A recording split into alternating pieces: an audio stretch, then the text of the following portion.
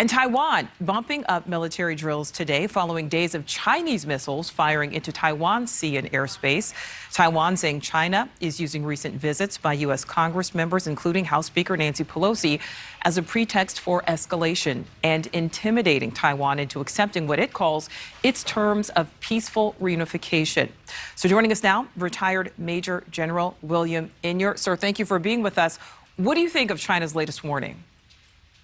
Well, I think it's not at all surprising. You know, the Chinese have continued to get more aggressive in the last several months with each congressional delegation visit. And the fact is that China and Russia are also planning military exercises to begin the end of this month for several weeks.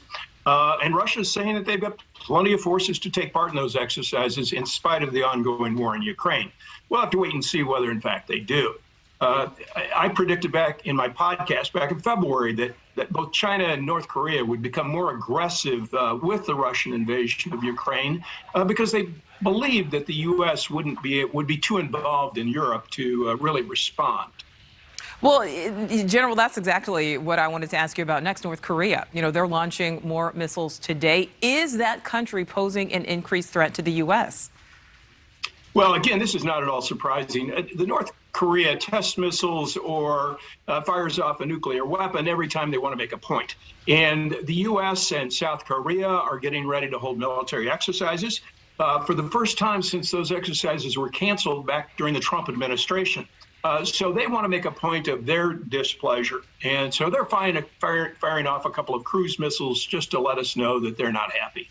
All right, so you mentioned those cruise missiles there. You know, we talk a lot, obviously, about our military, the U.S. military, but what weapons do our enemies have that we should be concerned about, specifically North Korea, China, and Russia? Well, sure. China, according to open sources, has about 320 nuclear weapons.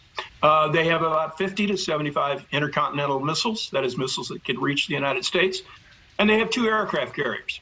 But the Chinese in no way compare either to the Russians or to the U.S. Both Russia and the U.S.'s missiles and nuclear weapons measure in the thousands. North Korea has maybe a dozen or so missiles, and they have somewhere, according to open sources, somewhere between 20 and 75 nuclear weapons. So again, nowhere close to what either the U.S. or Russia can muster. Thank you for watching. Go to newsnationnow.com to find NewsNation on your television provider. And don't forget to click the red subscribe button below to get more of NewsNation's fact-driven, unbiased coverage.